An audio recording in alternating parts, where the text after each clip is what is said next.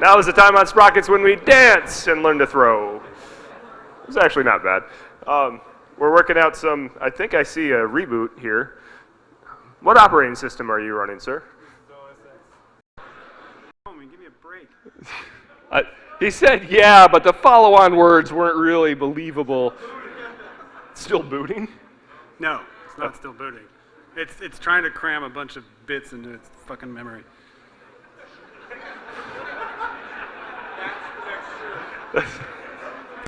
It's just HTML, man. I mean, shit, I could get it off of here now. Well, can you just launch VI?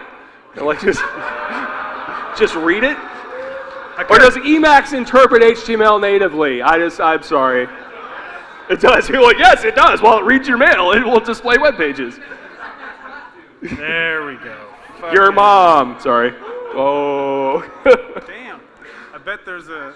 I bet maybe. I bet there's a list module. Command X, Command M-O-M. Okay,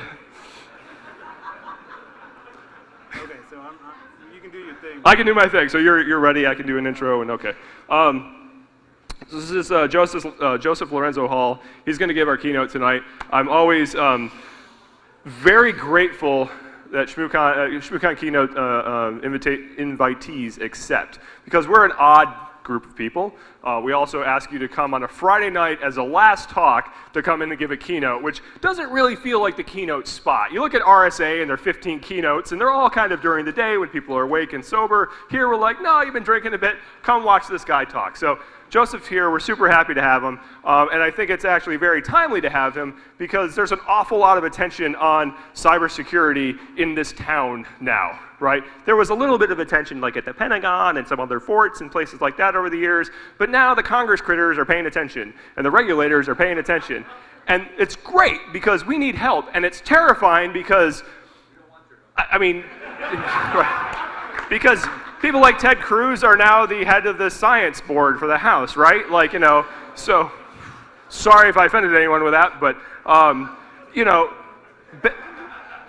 legislation and regulation are not necessarily made correctly. And oftentimes it's in hindsight that we realize, well, that sucked, that should never have been, it caused us problems, and sometimes we realize that, sometimes the Congress critters realize that, the regulators realize that.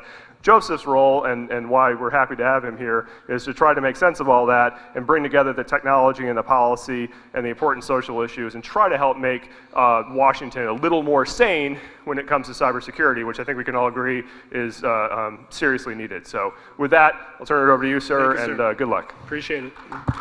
Thank you very much.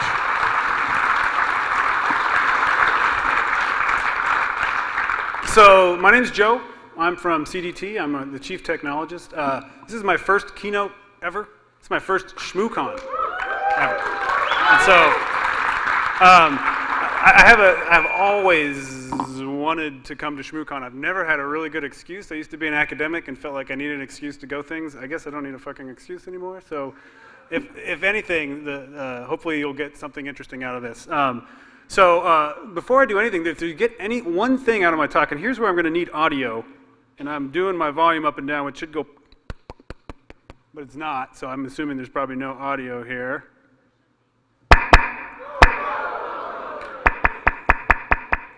Okay. So if you get one thing out of my talk, it's this, and so I'll just shut up. The gentleman from Utah, Mr. Chaffetz, is ready. Thank you, Chairman. And So this is Representative Jason Chaffetz from Utah. I have the greatest respect for you and for the Ranking Member Conyers. I do appreciate the manager's amendment. I do think it is moving. It is certainly better. There is clearly a problem. I understand that there is a problem, but I worry that this is the wrong remedy. I was trying to think of a way to try to describe my concerns with this bill, but basically, we're going to do surgery on the internet, and we haven't had a doctor in the room tell us how we're going to change these organs. We're basically going to reconfigure the internet and how it's going to work without bringing in the nerds, without bringing in the doctors. And again, I worry that we did not take the time to have a hearing to truly understand what it is we're doing. And to my colleagues, I would say, if you don't know what DNSSEC is, you don't know what you're doing. And so my concern is that there is a problem, but this is not necessarily the right remedy. Now, when we have, for instance, Sandia National Labs say that, quote, would negatively impact U.S. and global cybersecurity and internet functionality, I would hope that would get everybody paused to say, maybe we ought to ask some nerds what this thing really does. That's basically the gist of my entire talk. It's just like, anyway, so to give you a real basic outline here, nerds for real. And the funny thing is, like, nerd, hacker, whatever, none of those words really describe the body of work in this room. And so, you know, all those things are epithets to what you guys do and what I see you guys doing. But just real quick, some background. I'm going to talk about who I am because many of you probably don't know me. I know some of you, and I've worked with some of you for a very, very long time, and I love a lot of you. You may not even know what CDT is where I work. Some of you may. And I'd like to describe a little bit about what we do. I'm going to go through a couple of war stories, you know, instances in which technical expertise has been critical into making sure bad stuff doesn't happen.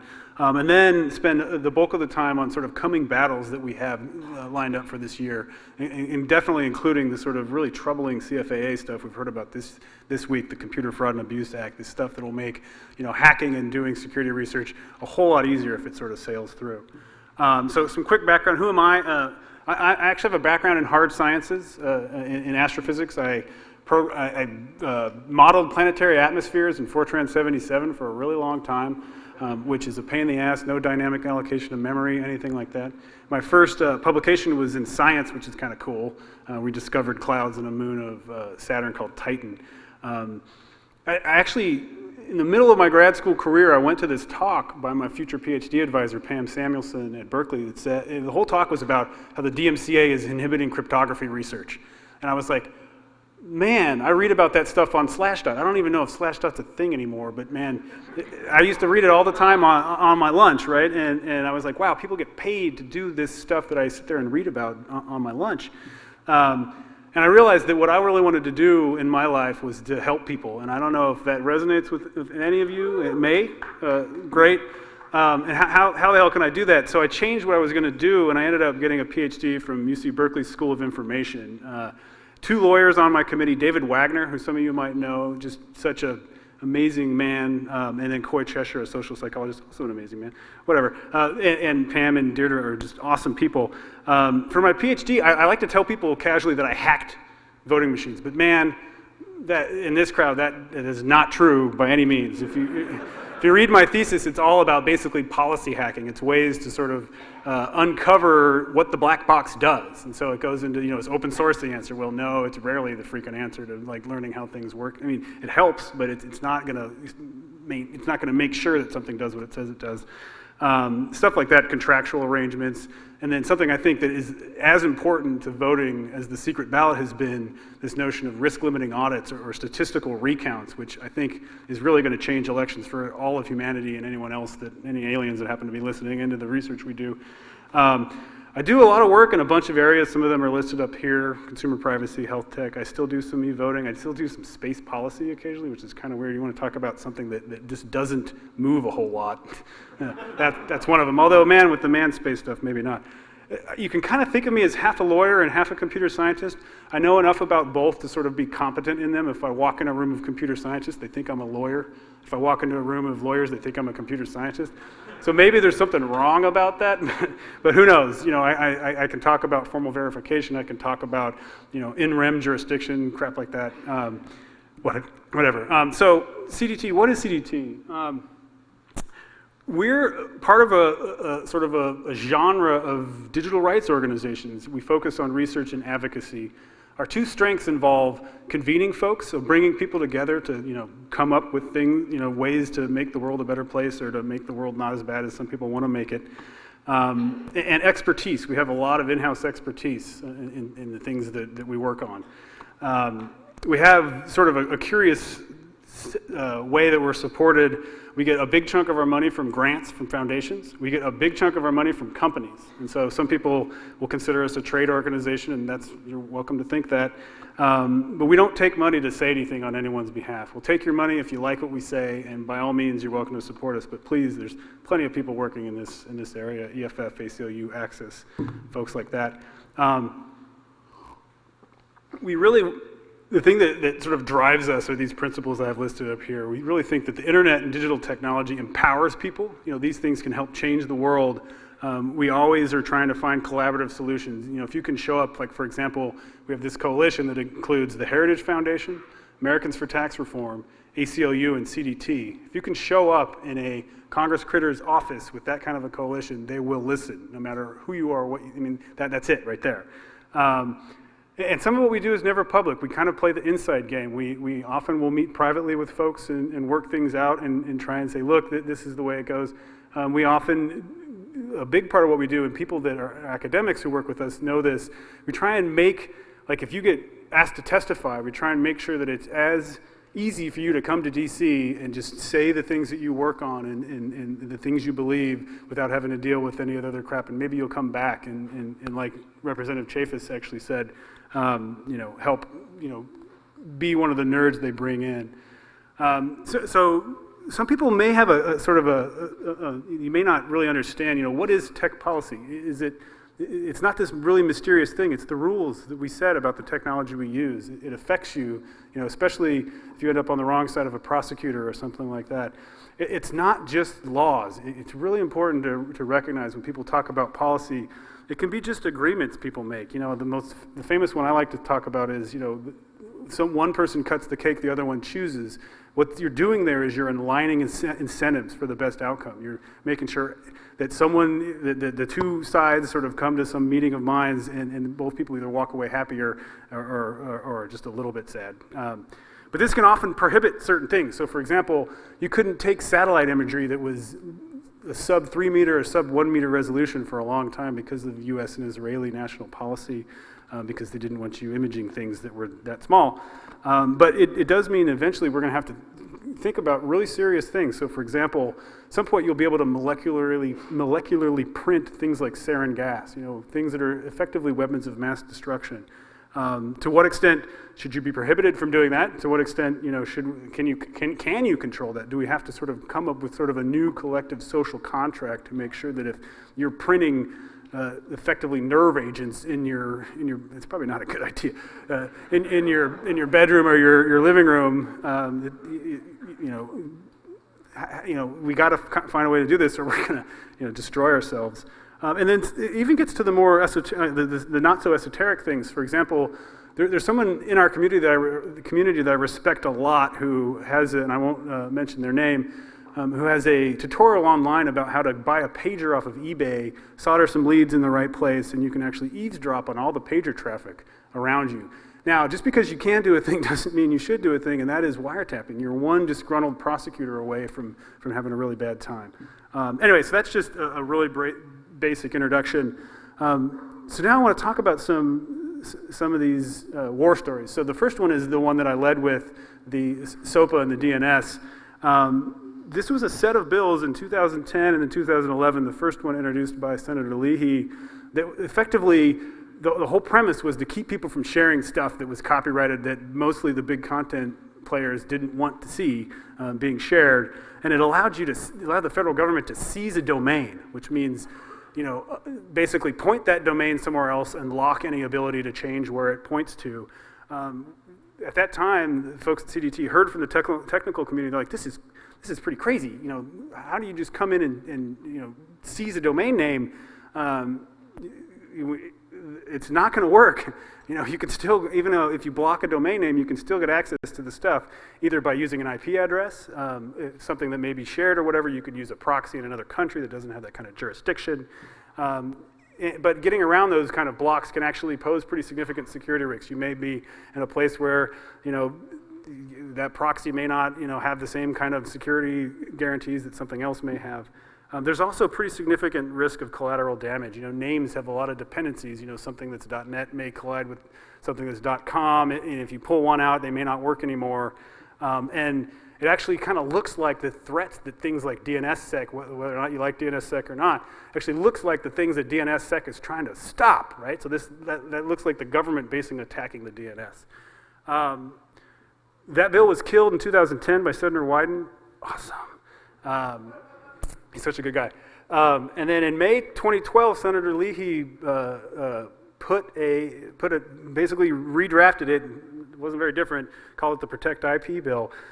CDT said, "Hey, we need to get the nerds here," and that clip was in December of 2011. So this is before that.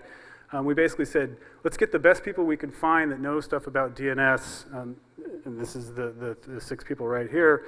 Some of you may know them. I don't think any of them are in the room, but they might. It's a big room.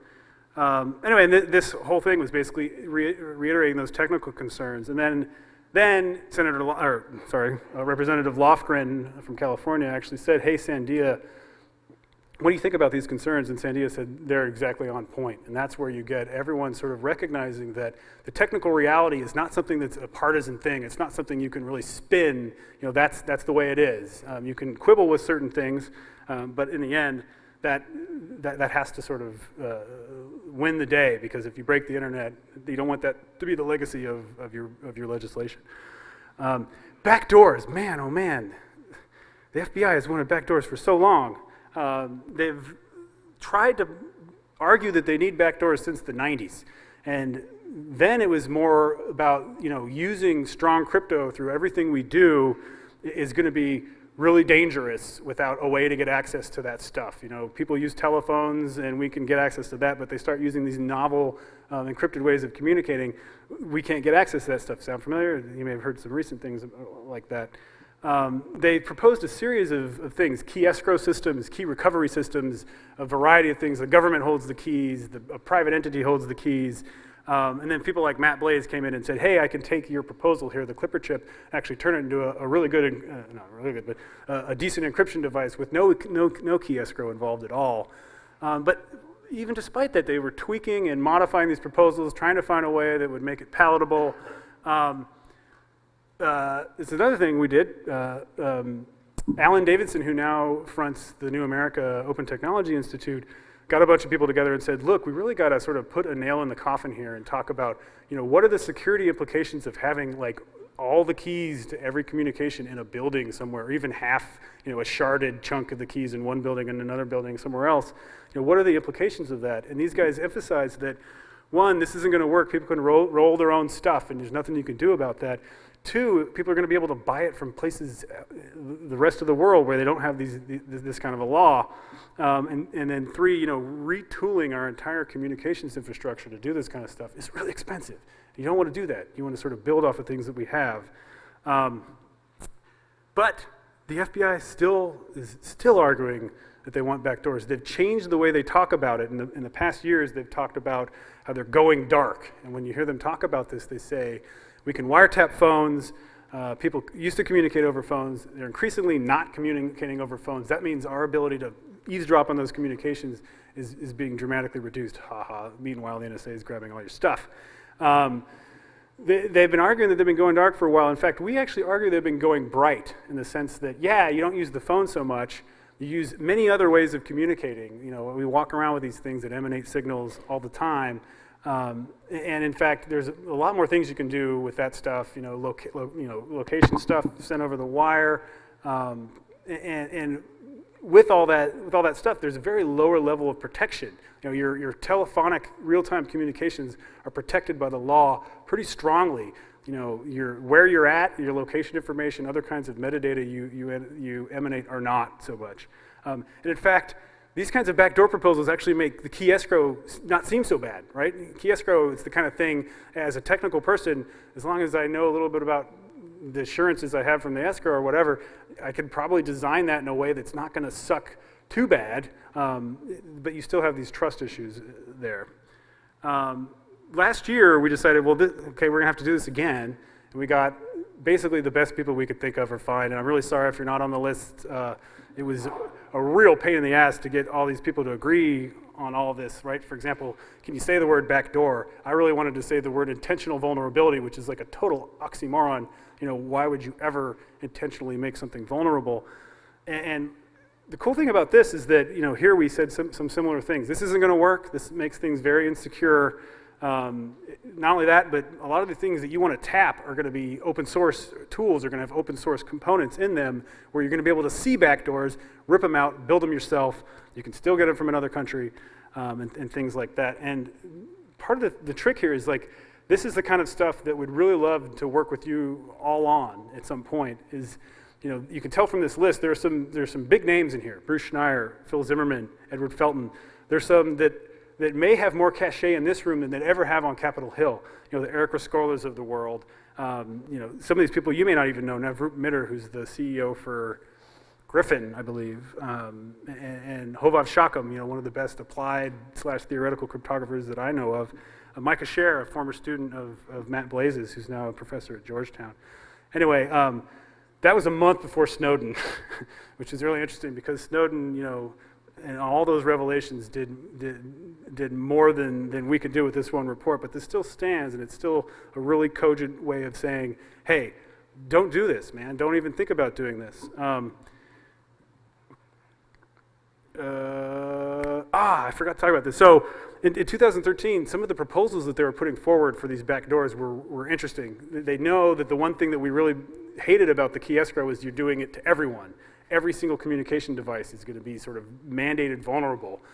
So they got a little clever, and they were saying, well, we'll do this targeted backdoor mandate. And what that means is they'll show up with a letter that basically says, hey, we're interested in your communication system, your app or whatever, within some amount, like 90 days. We want this thing to be wiretap ready.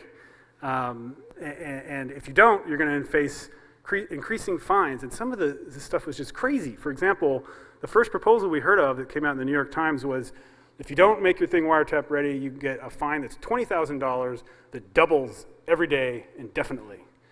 And you don't even need to do the calculation, right? Within about a couple weeks, you hit the market cap of a company like Apple, right? And then 2 weeks later, we heard a different version, which was, oh, it's additive, and it's only 10 grand. And I was like, that's at least not too ridiculous, but small companies, small startups will fold and will do this so they don't have to pay this sort of, daily tax on their operations.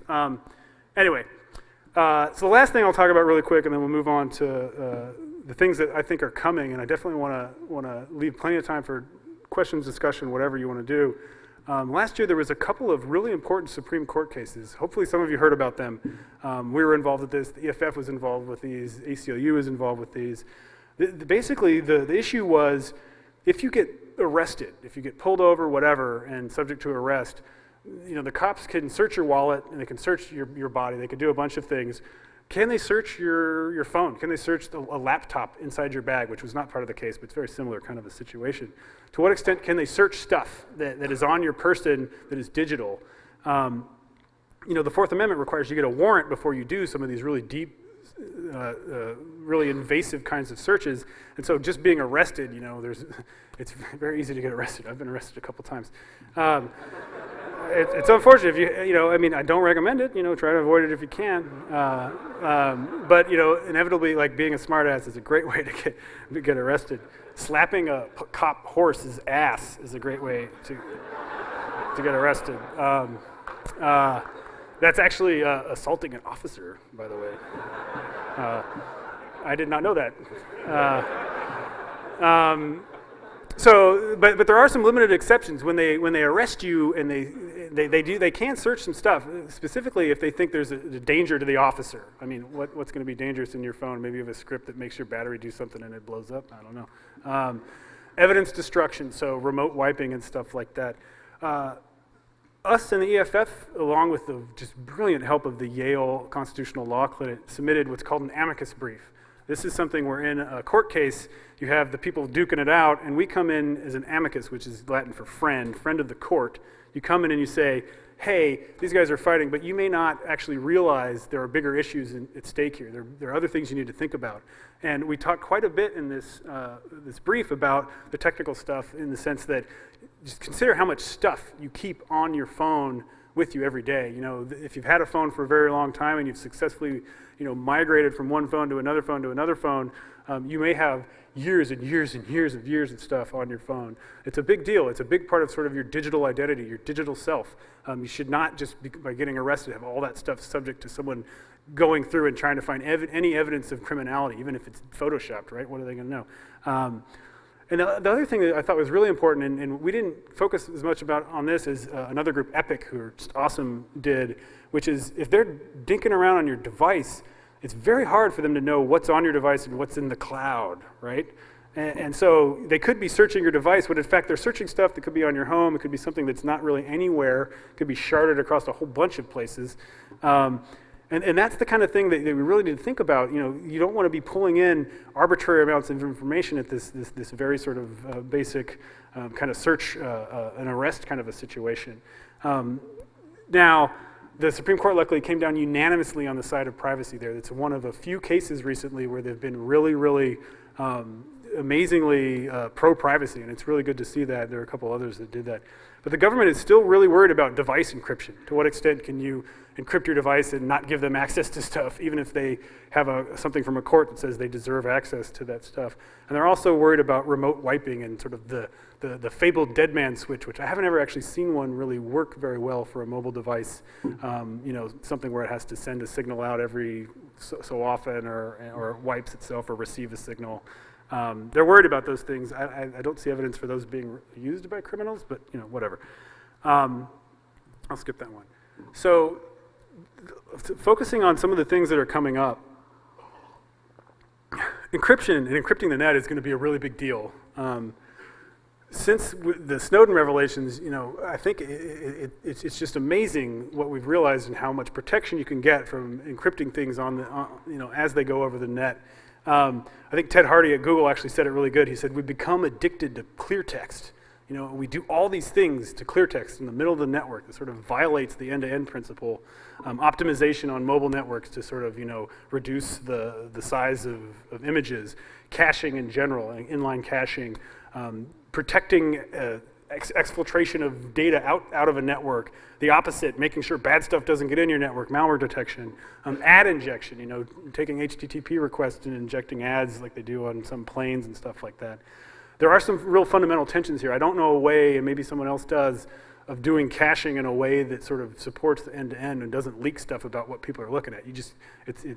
Those two things are fundamentally irreconcilable. I think there may be some private information retrieval way of doing it, but I suspect not.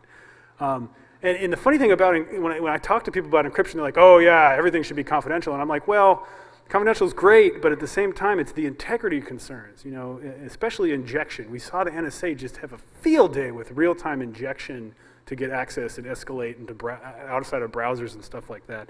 And in fact, in December, a pretty somewhat controversial RFC was published about what's called opportunistic security. And I really believe that it's a spectrum of secure. It's not secure or not. It's not a binary thing. It's sort of a spectrum.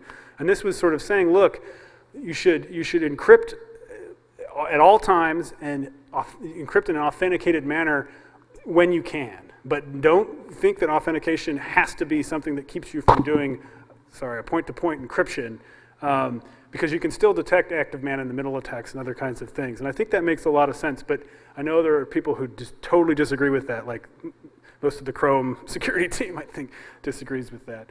But then you get stuff like this, which is just so back-asswards. It blows my mind.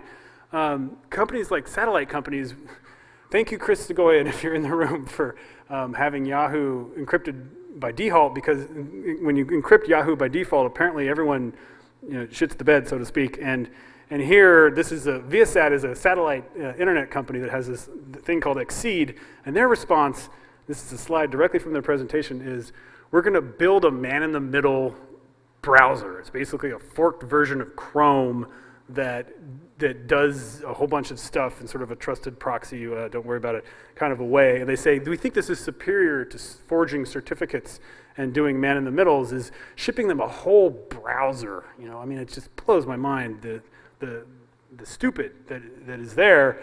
But then again, if you think about their point of view, they're like, Yahoo used to load 3 seconds over satellite. Now it takes 16 seconds because of all the round trips involved over SSL or TLS to load Yahoo over an encrypted link.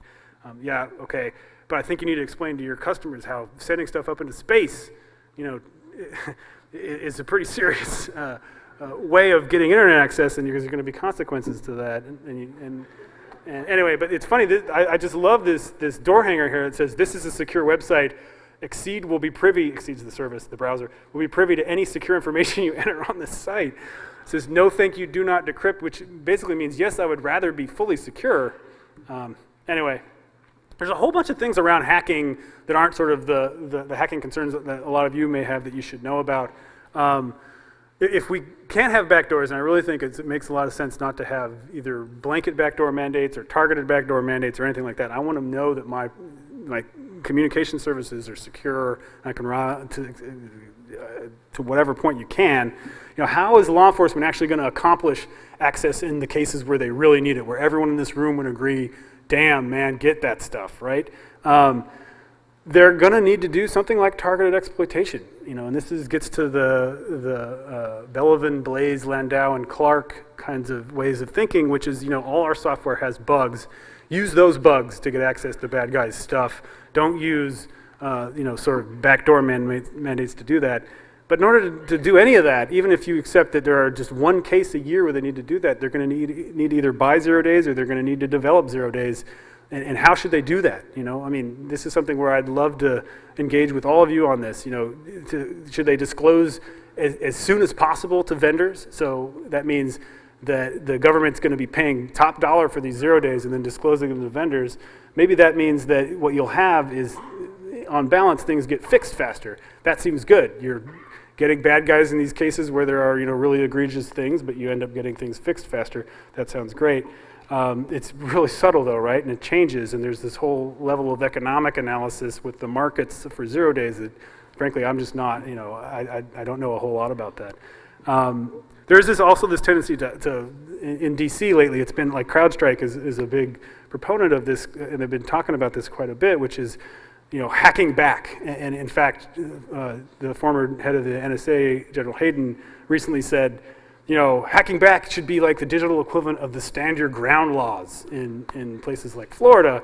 And I'm like, this doesn't make any sense. Those two metaphors don't work at all. And there are sort of like these really interesting sort of academic frameworks that think about this. Like there's this AAA methodology that you may have seen, which is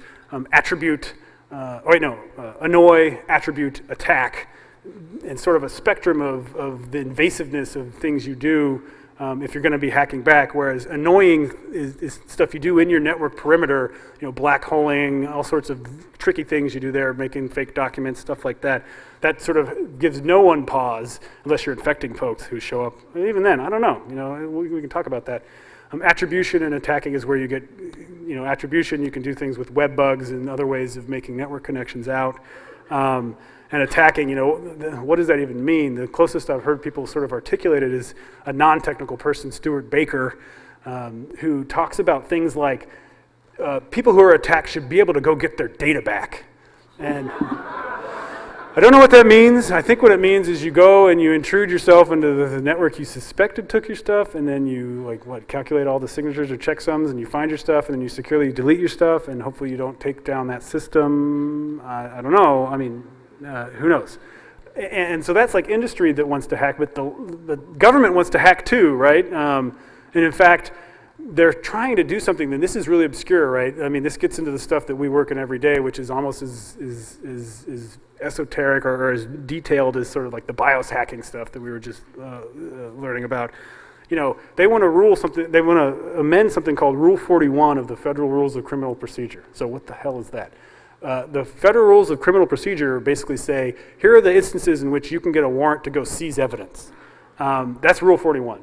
They want to do two things. They want to actually get the ability that if you are obfuscating your location using technical means, that's what it says, obfuscating your location using technical means, they should be able to get a warrant to break into your system and install what's called a CPAV, a little piece of software that's a computer internet protocol address verifier that tries to learn as much as it can about your system and send it up to Quantico, presumably for the FBI.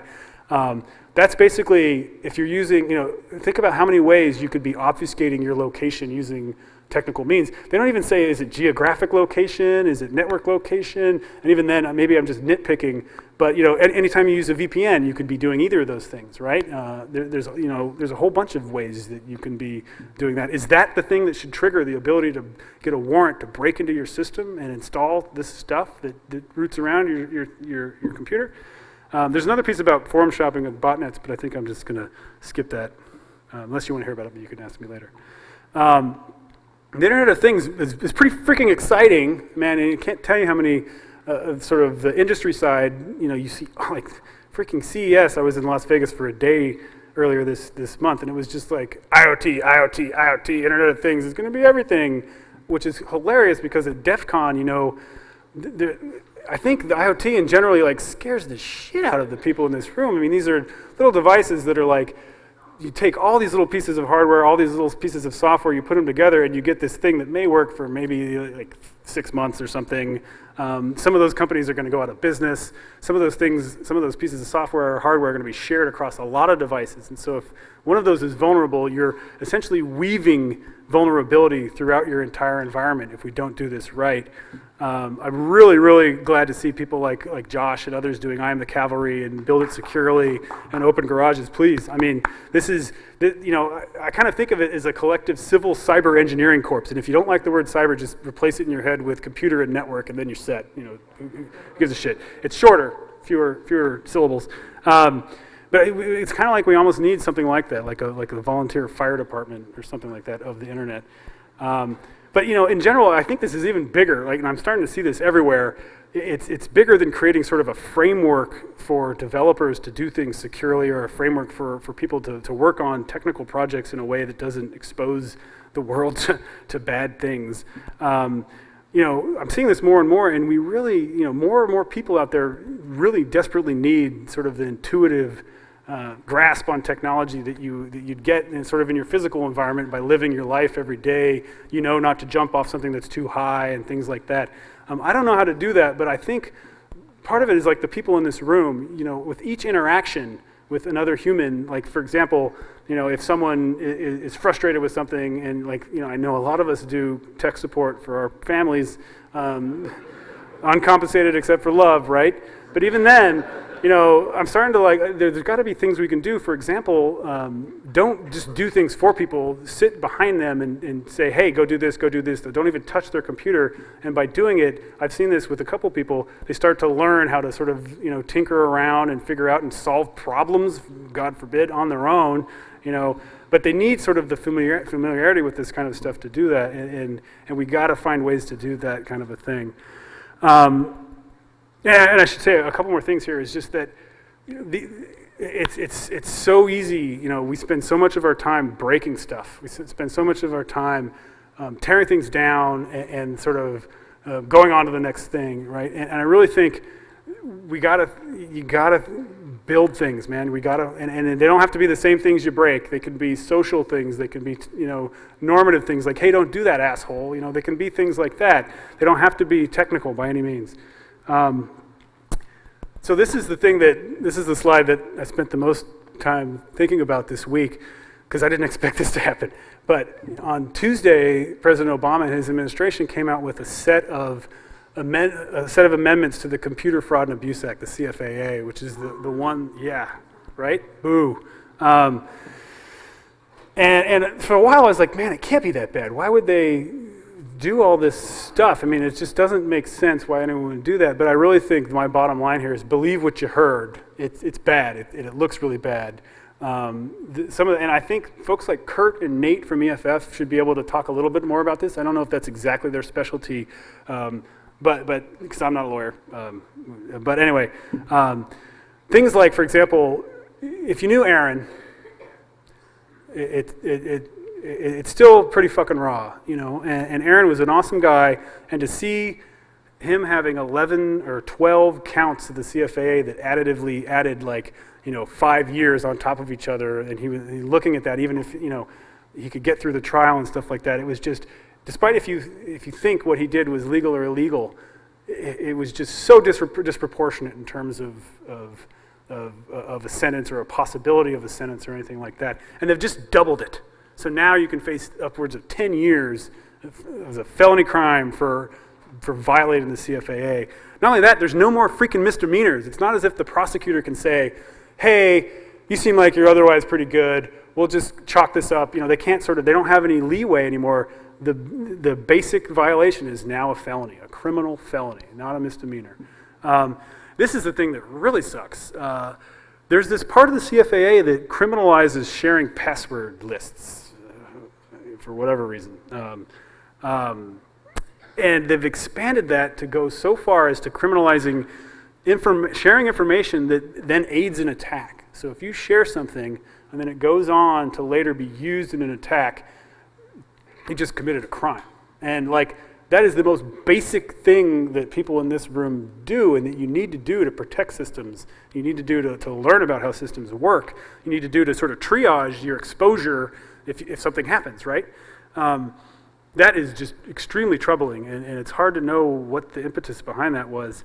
There's some really weird crap in this stuff too. So for example, there's always been this term of service violation piece that has sort of pissed a lot of us off, which is by visiting a website and no one reads the terms of service, but by violating something they wrote in there, like you shouldn't be wearing a red shirt or something like that, then by doing that, you've technically, if a prosecutor wanted to, could come and call that a CFAA violation. They've changed that stuff. And now one of the clauses for unauthorized access is if you've done something exceeding your access on a government computer. And it's hard to tell what they mean by this, and I think what they mean by this is, and I think like people like Oren Kerr and others like that have said, this is targeted at government employees who may have technically access to a bunch of sensitive systems, but have signed something else or a contract or been read into some other thing, whatever, that limits them sort of by a written, like, don't go here, or don't go there, and if you violate that, you could have a felony. But it's not cabined that well. So for example, I was just thinking about this, if you're using an internet access computer in a public library, that is a computer owned by the government, if they have a sign that says something like, you can only use this for 30 minutes, if you sit there for 31 minutes, does that mean you just fucking committed a felony? I mean, a prosecutor's not gonna bring that case, but if you think about things like Aaron, one of Aaron Swartz's, really cool coups was sucking down court documents in a public library in bulk for a couple days, and I'm sure that violated some sort of be it a acceptable use policy, be it a whatever. He could have he could have started his travails with the law a lot earlier in that case. And I think that just doesn't make sense. The stuff and this is where it gets really weird because a lot of us aren't familiar with this kind of stuff. They've added a CFAA violation is what's called a RICO predicate. And so RICO is what's used to prosecute organized crime. The whole notion there is that you may have the Tony Sopranos or the Al Capones of the world that are telling people what to do but not doing the criminal things on their own. And what they say is, if that activity is part of an enterprise, sort of hierarchical or network structure, a cell or whatever, where the enterprise is what's engaging in the criminal activity, and you want to attribute individuals' criminal activity to the ringleader, then you could bring the ringleader by saying, hey, you're part of this bigger thing. And people like Josh have said, I am not now or have I never been part of Anonymous is something that you may end up having to be able to say it someday to sort of get yourself off of one of these things. And how many people, online sort of associate themselves with Anonymous off and on, or that's just an example. It's the word enterprise is so undefined in the law that it's really kind of scary that like by driving someone to a coffee house where they commit a hacking act or whatever, a crime, were you part of an enterprise that helped them? Can you just not associate with people who do those kinds of things? Are we in this room going to become like an insular community where no one wants to associate with us because they may be brought up on organized crime? I don't know. The cool thing is that, not cool, but the good thing is the likelihood of these things going anywhere is pretty slim in a fully Republican Congress. But that doesn't mean a whole lot. We're still gonna fight this stuff.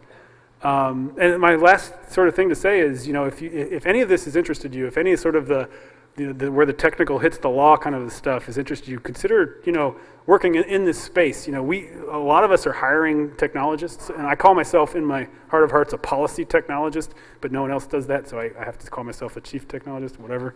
You know, and you can't help in your free time. You know, the stuff that like Josh and others are doing with the cavalry, you know, some of these grassroots efforts to, you know, build up tools, to build up, you know, ways of thinking about how we work on technical things, you know, responsible disclosure, you know, things like that. We can always use your support, CDT, you know, EFF, ACLU, Access, OTI, EPIC, all these groups around here that really dig in deep into the policy stuff in DC, so you don't have to, or so that you can come in every once in a while and just get up and tell a congressman what's what.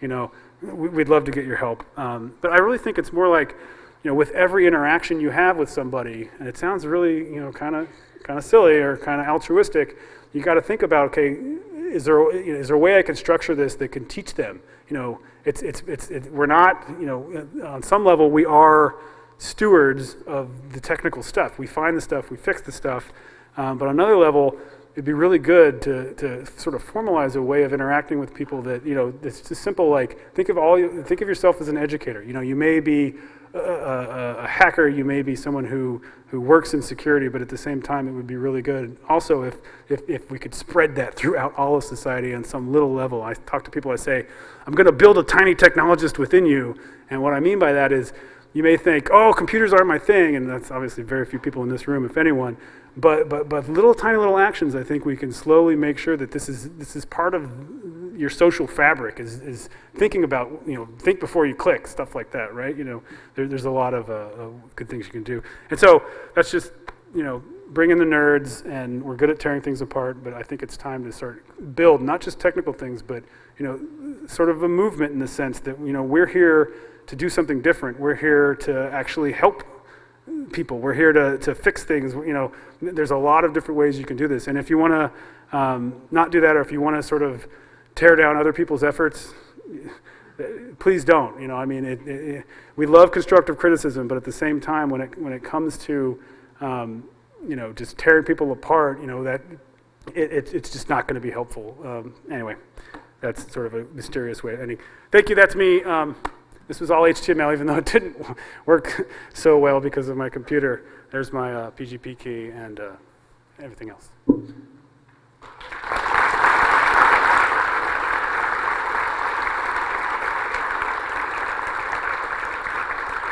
Now, I'm really happy to take questions. I may have to refer some questions to folks like Kurt or Nate from EFF if they're big legal questions, but I'm happy to answer anything you might have.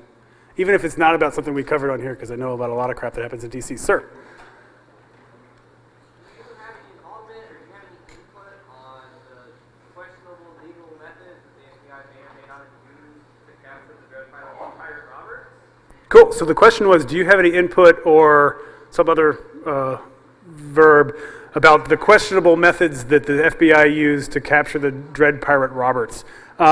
This is intimately related to stuff like Rule 41, you know, these investigatory methods that they're using to find things on remote. Like, if they had had this rule, I don't think they would have had to do the crazy stuff that they had to do to get him. And so, even though they're questionable methods, there are things they would love to be able to do in the, you know, comfort of the, you know, the law enforcement, you know, couch or whatever, without ever having to do some of the stuff they did before.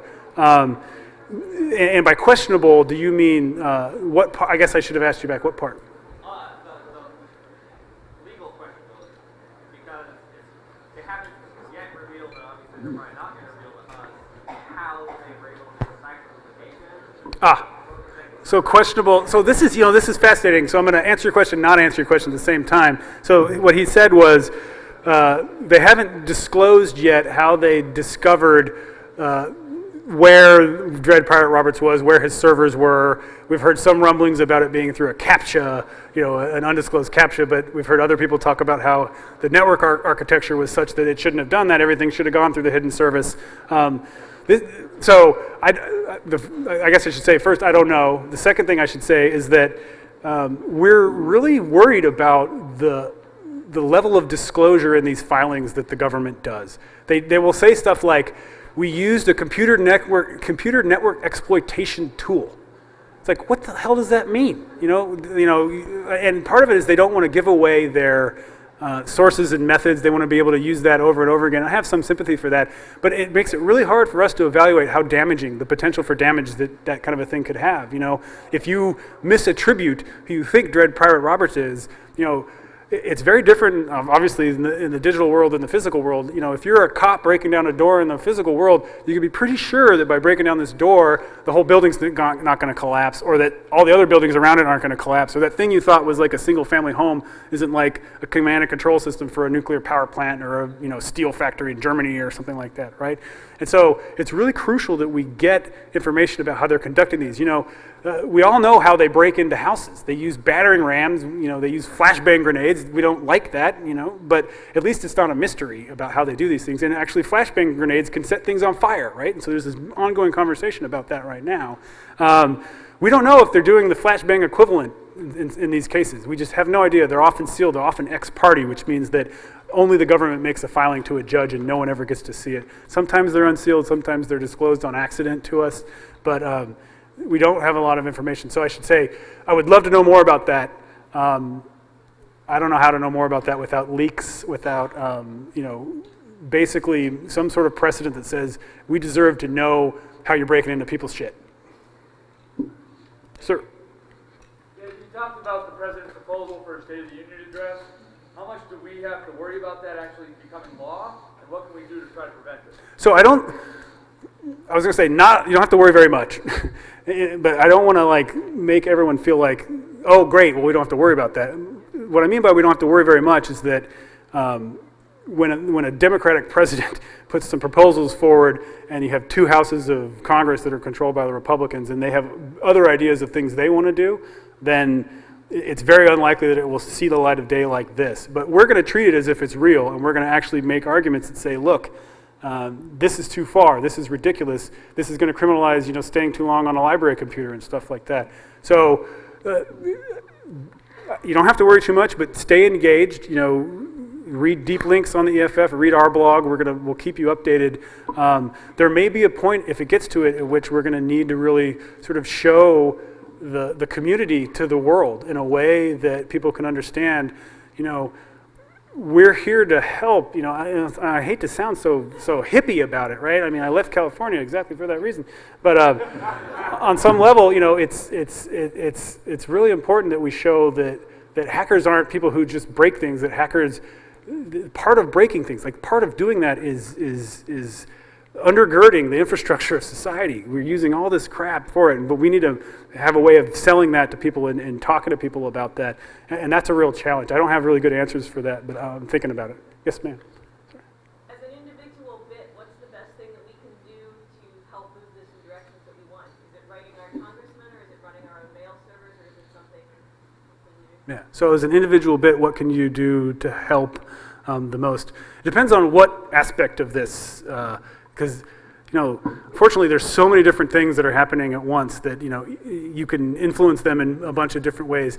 The first one is just the fact that you're here, the fact that you're listening, the fact that you're aware of these things is really important. You may talk to people, you may even explain them to people who are non-technical and say, look, the reason that this thing got fixed was because someone found that problem, told the vendor about it, and we got together. I like telling stories about Heartbleed, just because I think, and that's why I have this sticker right here somewhere, that was such an amazingly, wow, I mean, the bug of bugs, right? And then Shell Shock and these other ones are just these huge bugs.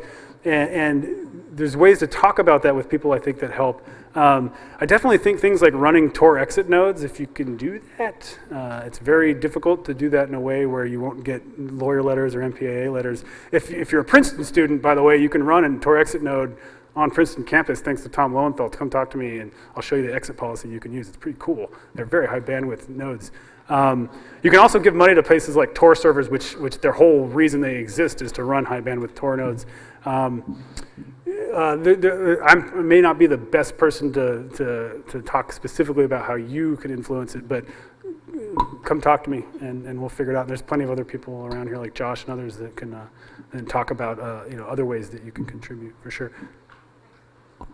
Yeah. Hey, so you just said, being here is part of helping, and I know it's very easy when you're passionate about an issue, you kind of, we're just kind of in our own universe, we're aware of the issues going on, but my question is, how aware and how important do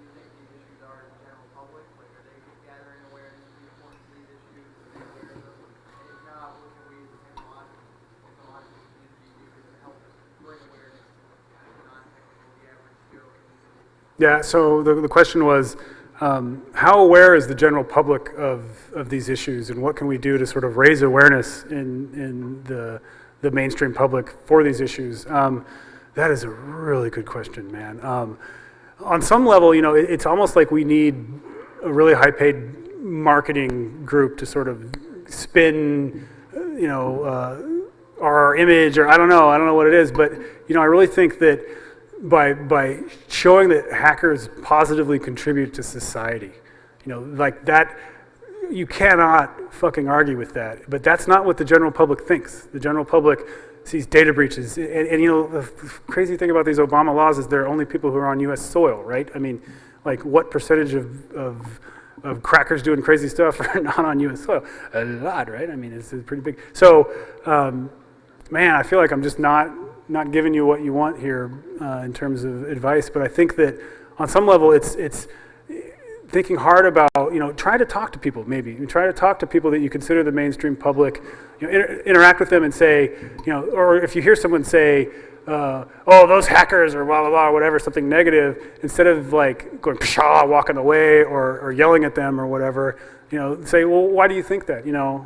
And if they know you, say, hey, you know, I'm a hacker, you know, I do things that are fundamentally about, you know, making sure that we know what we don't know, and that we realize the holes in the system, and that we can plug them, because, you know, awareness is half the battle. I think it's a very unsatisfying answer. I'll think about it, and you know, send me an email, and I'll maybe have a better answer for you. Sorry. No, I just wanted to thank you. Okay. So thanks to Joe for the.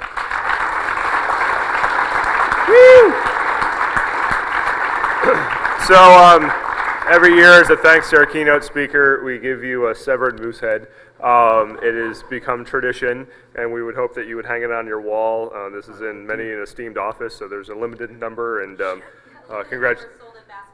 Well, anyone can go buy themselves one, but this is a true moose head from ShmooCon. So thanks very much, Joe. Appreciate it. Thanks for inviting me. Yeah.